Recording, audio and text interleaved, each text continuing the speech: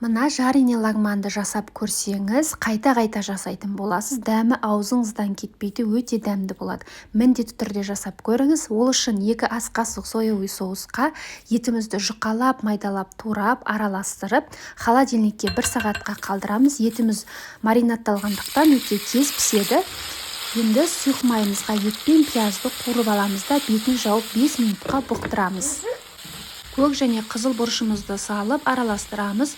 Томат және тұз, лагманға арналған приправаны қосып, осылай бір араластырып аламыз.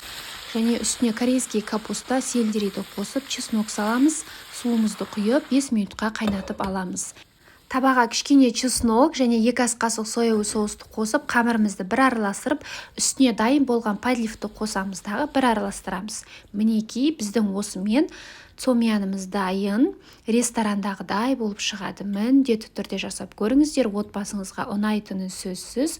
Парақшам пайдалы, тіркеліп, жазылып алып, лайк басып отырыңыздар. Дәмі деген керемет. Міндетті түрде жасап көріңіз.